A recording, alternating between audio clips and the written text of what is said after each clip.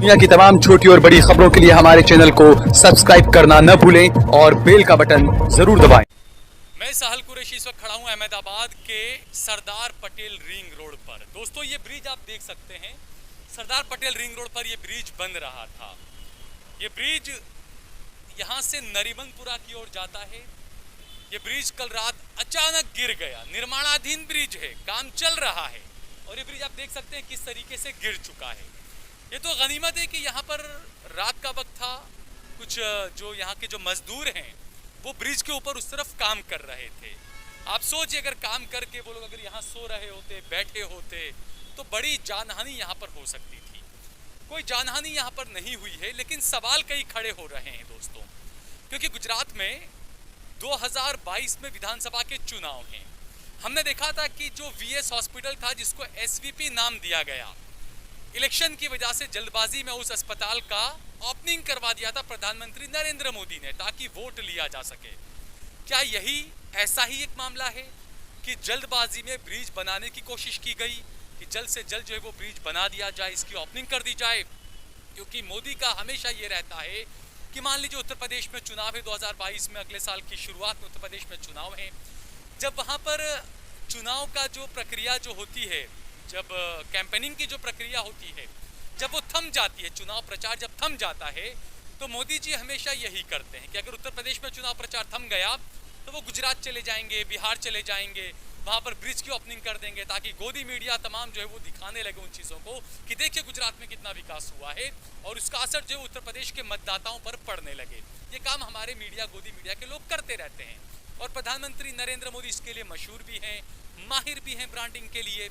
क्योंकि जैसा मैंने बताया कि एसवीपी अस्पताल पूरी तरीके से बना नहीं था और उसकी ओपनिंग कर दी गई थी क्योंकि गुजरात में इलेक्शन थे, और उसके बाद जो बारिश हुई तो एसवीपी अस्पताल की छत पर से पानी टपकने लगा था क्योंकि काम पूरा हो ही नहीं पाया था।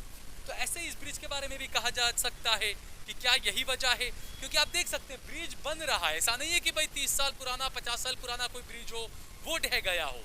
ये ब्रिज निर्माणाधीन है, ये ब्रिज बन रहा है और बनते हुए ये ब्रिज टूट गया, गिर गया। आप देख सकते हैं आसपास में जो रोड हैं, आप सोच सकते हैं बड़ी जानहानि यहाँ पर हो सकती थी।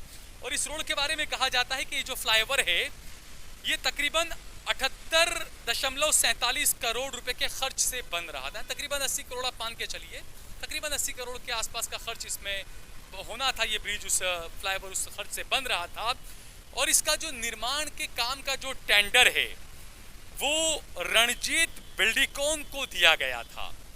5 मार्च 2019 को ये काम शुरू हुआ ब्रिज बनने का और 4 सितंबर 2021 को इसको पूरा किया जाना था। अब सोचिए जो डेडलाइन थी सरकारी वो 4 सितंबर 2021 को ये ब्रिज बनकर तैयार हो जाना था, लेकिन ये ब्रिज अब तक बनकर तैयार नहीं हो पाया है।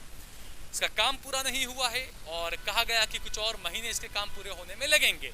तो जैसा मैंने कहा कि डंडा भी चलता है, चुनाव सर पर विधानसभा के, ब्रिज बनकर तैयार होना पड़ेगा, प्रधानमंत्री आएंगे, अमित शाह आएंगे, इसकी ओपनिंग करेंगे, गोदी मीडिया दिखाएगा, ये मार्केटिंग हमेशा रहता है। अब दोस्तों सवाल ये होता है कि आखिरकार क्यों होता है, क्योंकि हमारे देश में ब्रिज गिरने को लेकर, फ्लाईओवर गिरने को लेकर फिल्में बन जाती है भ्रष्टाचार को लेकर, लेकिन ये गुजरात मॉडल है, यहाँ पर कोई फिल्म नहीं बनेगी दोस्तों। रियल में भी क्या, हकीकत में भी कोई कार्रवाई होती है।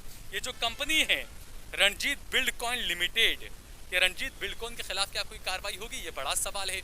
दूसरी एक और बात, रणजीत बिल्डकॉन के जो हैं बड़े डायरेक्टर वगैरह जो लोग हैं वो कौन है, आपको नाम बताते हैं हम। Director of Ranjit buildcon limited are Vaibhav Kumar Ranchhod bhai Patel, Jayesh Kumar Mohanlal Patel, गौरव रणछोड़ भाई पटेल, मुकेश कुमार मोहनलाल पटेल, अलका गौरव भाई पटेल, जुगल सुरेश भाई ठक्कर, पुरुषोत्तम भाई जोईताराम पटेल, रणछोड़ भाई जोईताराम पटेल, अनिल भाई पुरुषोत्तम भाई पटेल और ज्योति कुमार सुखलाल वर्मा, ये नाम है दोस्तों। ये एक वेबसाइट है, उसमें इस कंपनी के जो डायरेक्टर उनके नाम ये बताए जा रहे हैं। ये हमने आज ही सर्च करके निकाले हैं।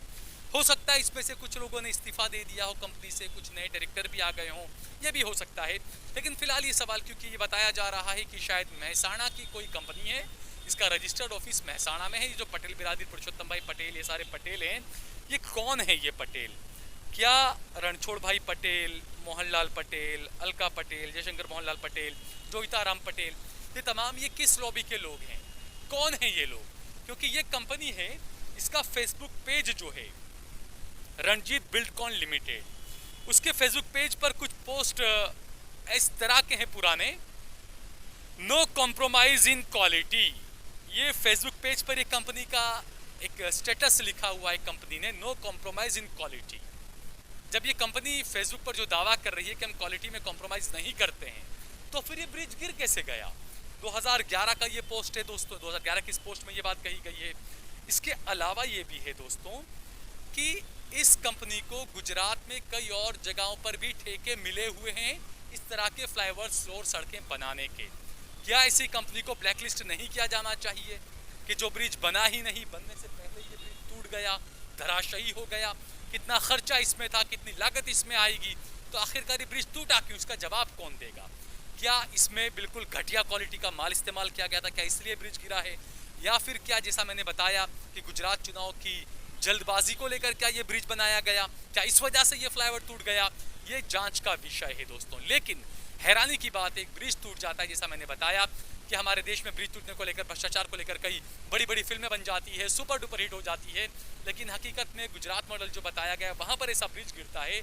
मीडिया में आपको कहीं पर भी इस तरीके की कोई खबर ज़्यादा नज़र नहीं आएगी कि कोई इस तरीके से कंपनी पर सवाल उठाए, ओडा के अधिकारियों से पूछे कि आखिरकार ये क्यों हुआ, इसके लिए जिम्मेदार कौन है, किस तरह की कार्रवाई की गई थी, किस कंपनी को कॉन्ट्रैक्ट दिया गया, उस कंपनी ने अपनी बैलेंस शीट आखिर में 2019 के बाद कब जमा कराई थी। ये तमाम चीज़ें कई सवाल खड़े करती है दोस्तों।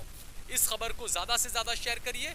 इस खबर को आप, अगर आपको ये खबर पसंद आए तो इस पर कमेंट करिए, इसे लाइक करिए, ज़्यादा से ज़्यादा शेयर करिए। और अगर आपने हमारा चैनल देश लाइव सब्सक्राइब न किया हो तो हमारे चैनल को जरूर सब्सक्राइब करिए। आप देख रहे हैं देश लाइव, देश की आवाज।